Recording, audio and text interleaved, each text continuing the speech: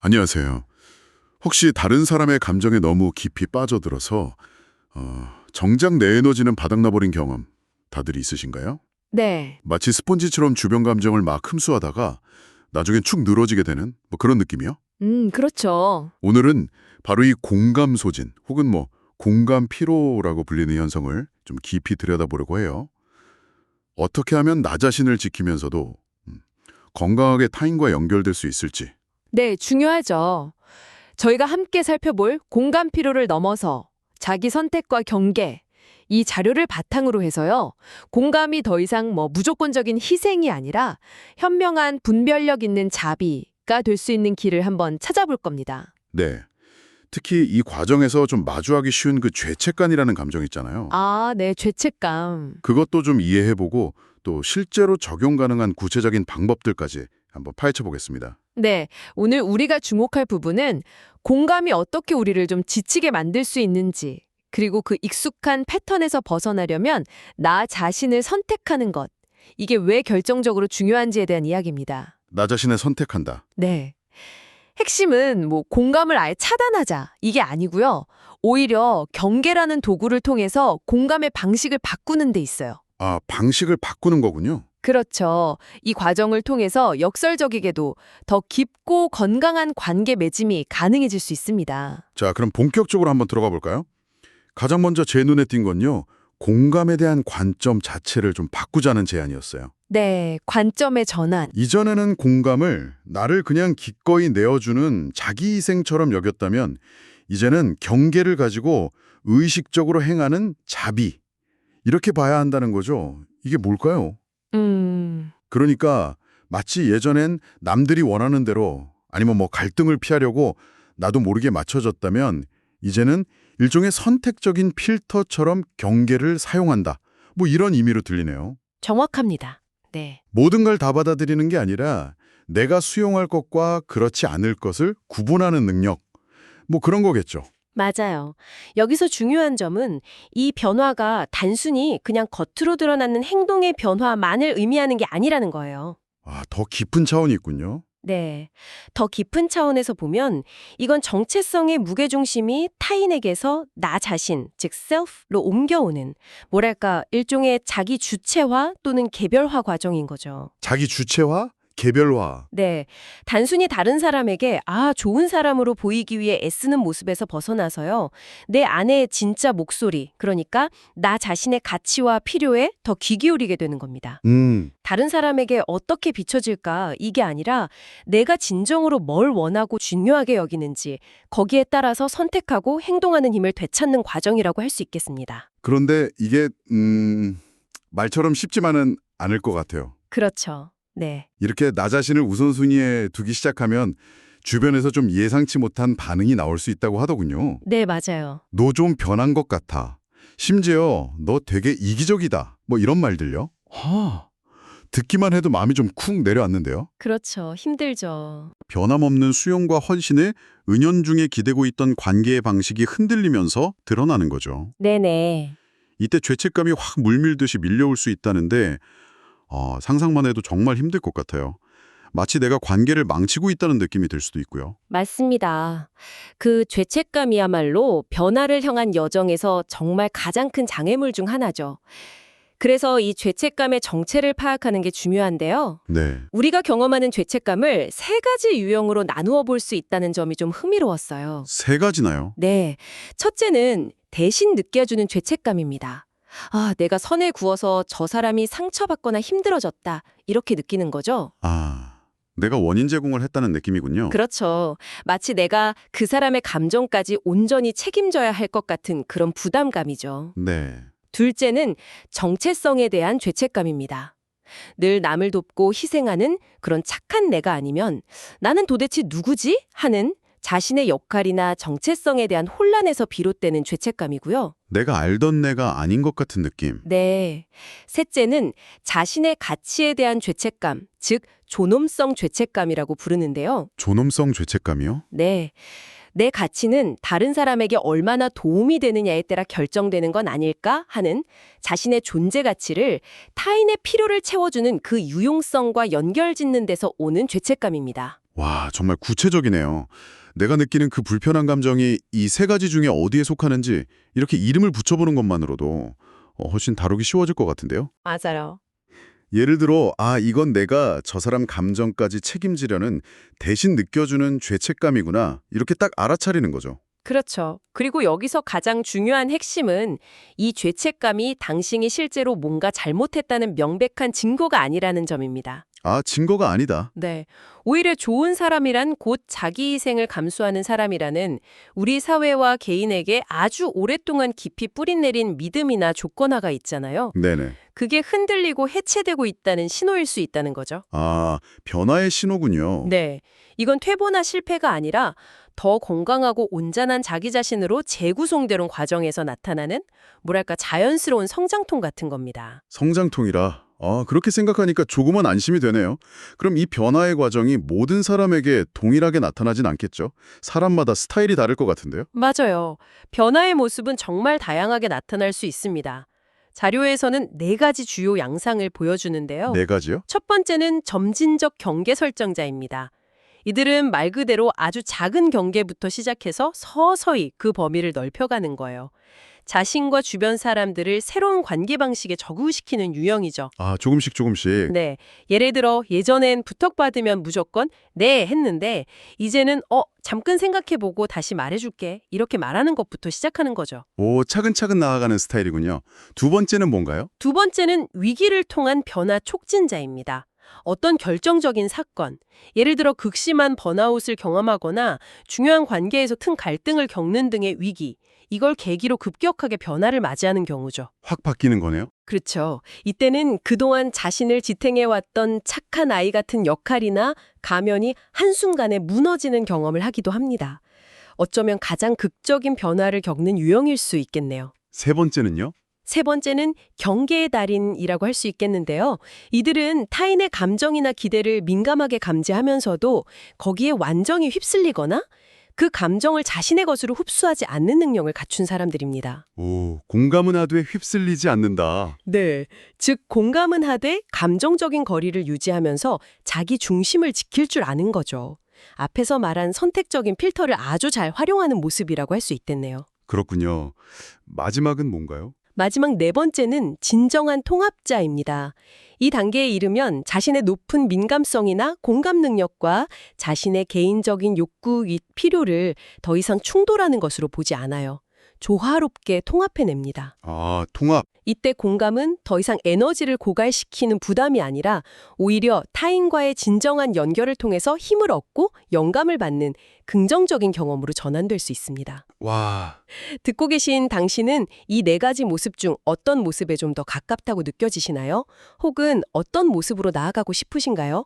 잠깐 스스로에게 질문을 던져보는 것도 의미 있을 것 같습니다. 그러네요. 한번 생각해 볼 만한 질문입니다. 물론 이런 변화가 항상 매끄럽게만 진행되는 건 아니겠죠.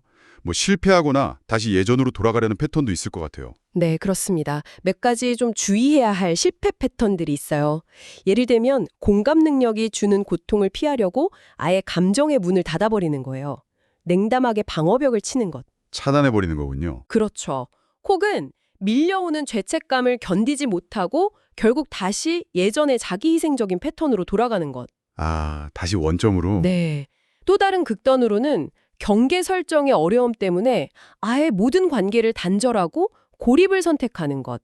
이것도 있고요. 네. 마지막으로 속마음은 여전히 불편하고 두려운데 겉으로만 그럴듯한 경계 설정의 말을 사용하는 것. 이것들도 근본적인 해결책이 되기는 어렵습니다. 겉모습만 바뀔 뿐 내면의 변화는 일어나지 않는 거죠. 그럼 성공적인 변화, 그러니까 진정한 통합으로 나아가기 위해서는 어떤 요소들이 필요할까요? 핵심은 크게 3가지로 요약될 수 있습니다. 첫째, 내 안에 그림자 끌어안기. 그림자요? 네. 내가 그동안 외면하거나 억눌러 왔던 나 자신의 욕구, 감정, 심지어는 스스로 이건 이기적이야 라고 딱지 붙였던 부분까지도 인정하고 수용하는 과정입니다. 예를 들면요. 예를 들어 도움을 요청하는 능력, 때로는 아니요라고 말할 권리, 이런 것들이죠. 네. 두 번째는요. 둘째, 공감적 분별력 키우기. 앞서 언급한 경계의 달인처럼 타인의 감정에 공감하고 이해하되 그 감정에 완전히 동화되거나 그 책임을 떠맡지 않는 연습을 하는 겁니다. 아, 분별력. 네. 감정의 파도를 타되 휩쓸리지 않는 서핑과 같다고 할까요? 비유가 좋네요. 마지막으로 건강한 관계 재정립 기준 세우기입니다. 모든 관계를 예전처럼 유지해야 한다는 부담에서 벗어나서요. 상호 존중, 경계 존중, 그리고 각자의 정서적 자율성, 이걸 기반으로 관계를 새롭게 정비하는 용기가 필요합니다. 네. 이제 정말 구체적인 실천 방법에 대해 이야기해 볼 시간이네요. 막연하게 변해야지 이렇게 생각하는 것보다 훨씬 도움이 될 것 같아요. 그렇죠. 다행히 우리가 살펴본 내용에는 아주 실용적인 7단계 실천법이 제시되어 있습니다. 자, 1단계부터 살펴볼까요? 바로 새로운 관점 선언하기입니다. 네. 스스로에게 이렇게 다짐하는 거예요. 나의 공감은 무조건적인 희생이 아니라 분별력 있는 자비다. 나의 가치는 내가 얼마나 유용한지에 달려있는 것이 아니라 나의 존재 자체로 존엄하다. 이걸 마음속으로 되새기면서 시작하는 거죠. 네, 이것은 일종의 자기선언이자 새로운 믿음 체계를 내면화하는 첫걸음이라고 할 수 있습니다. 생각의 방향을 딱 설정하는 닷과 같은 역할을 하죠. 2단계는 내 안의 목소리 듣기, 극임자 통합 전월이에요. 내가 그동안 알게 모르게 억눌러왔던 필요나 감정들, 예를 들면 인정받고 싶은 욕구나 정당한 분노 같은 것들, 네네. 또는 다른 사람을 편안하게 해주려고 나 자신을 뒷전으로 밀었던 순간들, 이런 것들을 일주일에 한 3번, 약 10분 정도 시간을 내서 자유롭게 기록해보는 거예요. 아, 기록하는 거군요. 네, 나는 그때 사실 뭘 원했나? 나는 뭘 느꼈나? 이렇게 스스로에게 물어보는 거죠. 내가 뭘 놓치고 있었는지 돌아보는 시간입니다. 3단계는 감정 분리 연습, 공감적 분별 훈련입니다. 이건 매일 한 5분 정도 짧게 해볼 수 있는 아주 실용적인 연습인데요. 5분이면 할 만하네요. 네, 간단한 표를 그려보는 겁니다. 왼쪽 칸에는 다른 사람의 감정과 그 사람의 암묵적이든 명시적이든 기대를 적고요. 오른쪽 칸에는 그 상황에서 내가 느낀 감정과 나의 가치 또는 나의 필요를 적어보는 거죠. 아, 시각적으로 딱 분리해보는 거군요. 그렇죠. 이렇게 시각적으로 분리해보는 것만으로도 타인의 감정과 나의 감정을 구분하고 그 경계를 인식하는 데 큰 도움이 됩니다. 목표는 느끼되 거기에 빠져들지 않기, 그리고 돕되 상대방의 의존을 키우지 않기입니다. 네. 4단계는 나를 지키는 말 준비하기, 경계 문장 연습입니다. 막상 경계를 딱 설정해야 하는 순간이 닥치면 당황해서 머리가 하얘지거나 말이 잘 안 나올 수 있잖아요. 맞아요. 그럴 때 있죠. 그래서 미리 나에게 맞는 좀 편안하게 사용할 수 있는 문장들을 몇 가지 준비해 두는 거예요. 예를 들면 이런 것들이죠. 지금 당장은 제가 그 역할을 해드리기는 좀 어렵습니다. 대신 제가 이런 방식으로 도움을 드릴 수는 있을 것 같아요. 네, 대안을 제시하는 거네요. 그렇죠. 또는 제가 편안하게 사용할 수 있는 시간과 에너지는 이 정도 범위인 것 같아요. 혹은 좀 더 직접적으로 당신의 감정은 충분히 존중하지만 그 감정을 책임지는 것은 제 역할이 아닌 것 같습니다. 와 같은 문장들을 미리 연습해두는 거죠. 네. 이어서 5단계는 관계 건강 검진, 관계 감사, 오디십니다. 한 달에 한 번 약 20분 정도 시간을 투자해서 내 주변의 주요 관계들을 점검해보는 시간이에요. 관계에도 건강검진이요? 네. 각 관계가 상호 존중에 기반하고 있는지, 아니면 어느 한쪽에 일방적인 착취나 소진에 가까운 패턴은 아닌지 객관적으로 평가해보는 거죠. 기준은 명확합니다. 상대방이 나의 아니오를 존중하는가, 중요하죠. 나의 시간과 에너지의 한계를 인정하는가, 나의 정서적 자율성을 지지하는가, 끝없는 헌신이나 문제 해결사 역할을 기대하지는 않는가, 나의 성장과 안녕을 응원하는가, 이런 것들을 꼼꼼히 따져보는 겁니다. 와, 관계에도 정말 정기적인 점검이 필요하다는 생각이 확 드네요. 마치 건강검진처럼요. 그렇죠. 6단계는 죄책감 다루기 연습, 죄책감 내성 루틴입니다. 경계를 설정하려고 할 때 어김없이 찾아오는 그 죄책감 있잖아요. 네, 그놈의 죄책감. 거기에 효과적으로 대처하는 훈련인데요. 죄책감이 느껴질 때 3단계로 대응하는 겁니다. 첫째, 그 감정에 이름을 붙여주는 거예요. 아까 그 세 가지 유형이요? 네, 앞에서 이야기 나눈 세 가지 유형. 대신 느껴주는 죄책감, 정체성 죄책감, 존엄성 죄책감 중 어디에 해당하는지 알아차리는 거죠. 아, 이건 내가 착하지 않으면 가치가 없다고 느끼는 정체성 죄책감이구나 하고요. 네. 둘째, 잠시 멈춰서 심호흡을 합니다. 4초간 숨을 들이마시고 6초간 천천히 내쉬는 것을 한 5, 6회 반복하면서 감정의 파도를 좀 가라앉힙니다. 호흡이 중요하군요. 네. 셋째, 자신에게 건강한 가치를 다시 한번 확인시켜주는 겁니다. 나 자신을 돌보는 것은 이기적인 행동이 아니라 오히려 관계를 더 건강하게 만드는 성숙한 선택이야 라고 스스로에게 좀 다정하게 말해주는 거죠. 마지막 7단계는 지지 시스템 구축하기, 보호적 공동체 연결이네요. 네, 이 모든 변화의 과정을 혼자서 감당하기란 결코 쉽지 않습니다. 그렇죠. 그래서 나의 경계 설정을 이상하게 보거나 비난하는 사람이 아니라 오히려 이해하고 존중하며 격려해주는 사람이나 집단과 연결되는 것이 정말 중요합니다. 네네. 그게 뭐 마음을 털어놓을 수 있는 친구일 수도 있고 비슷한 경험을 나누는 소그룹 모임 혹은 상담가나 코치 같은 전문가의 도움일 수도 있겠죠.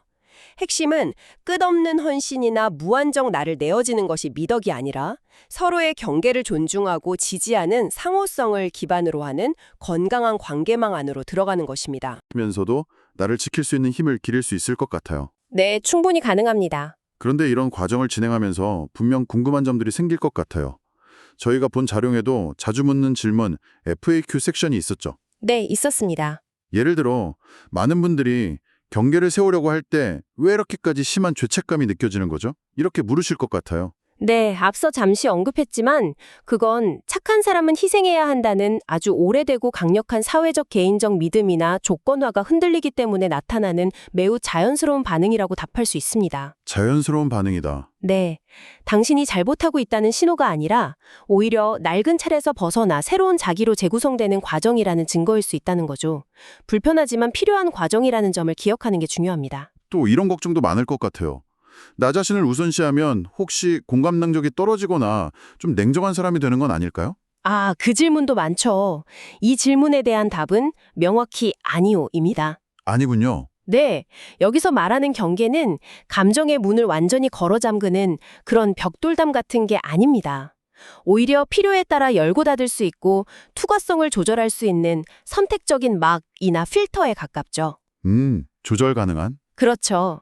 이런 분별력이 생길수록 무분별하게 에너지를 쏟아부어서 결국엔 지쳐버리는 소모적인 공감이 아니라 상대방의 건강한 자립을 존중하면서 진정한 이해와 연결로 나아가는 훨씬 더 질적으로 높고 지속 가능한 공감을 할 수 있게 됩니다. 공감의 양이 아니라 질이 바뀌는 거죠. 그런 질문도 있을 수 있겠네요. 용기를 내서 경계를 설정했더니 관계가 오히려 어색해지거나 멀어지는 것 같아요. 제가 뭘 잘못하고 있는 걸까요? 이것 역시 관계가 새로운 균형점을 찾아가는 과도기에는 매우 흔하게 나타날 수 있는 현상입니다. 흔한 일이군요. 네, 기존의 암묵적인 역할 기대나 무언의 계약이 깨지면서 관계에 일시적인 긴장이나 변화가 생기는 것은 자연스러운 일이에요. 이때 흔들리지 않고 붙잡아야 할 중요한 기준은 딱 하나. 상대방이 궁극적으로 나의 경계를 존중하는 태도를 보이는가입니다. 아, 상대방의 태도. 네, 만약 상대방이 처음에는 좀 당황하거나 서운해하더라도 결국 당신의 입장을 이해하고 존중하려는 노력을 보인다면 그 관계는 이전보다 훨씬 더 솔직하고 건강한 관계로 발전할 잠재력이 있습니다. 네. 하지만 지속적으로 당신의 경계를 무시하거나 비난한다면 그 관계의 본질에 대해 다시 한번 깊이 생각해 볼 필요가 있다는 신호일 수 있겠죠. 결국 핵심은 경계를 통해 공감 능력을 상실하는 것이 아니라 오히려 나 자신과 타인 모두에게 이로운, 지속 가능하고 건강한 방식으로 공감하는 법을 배우는 과정이군요. 맞습니다. 나의 소중한 에너지를 지키면서도 진정한 연결을 만들어가는 능력을 키우는 여정이라고 할 수 있겠네요. 네, 일방적인 의존을 키우는 관계가 아니라 서로의 성장과 치유를 돕는 진정한 연결로 나아가는 길이죠. 우리가 살펴본 자료의 마지막 문장이 특히 기억에 남습니다. 어떤 문장이었죠? 나는 나의 공감을 보호함으로써 나 자신과 타인을 존중한다. 아, 당신의 공감 능력은 정말 귀하고 소중한 자원입니다. 그것을 고갈시키는 방식으로 소모하기보다는 잘 보호하고 현명하게 사용하는 지혜를 찾아가는 여정이 되시기를 응원합니다. 자, 오늘 정말 깊이 있는 이야기를 나누어 보았는데요. 이제 마무리할 시간입니다.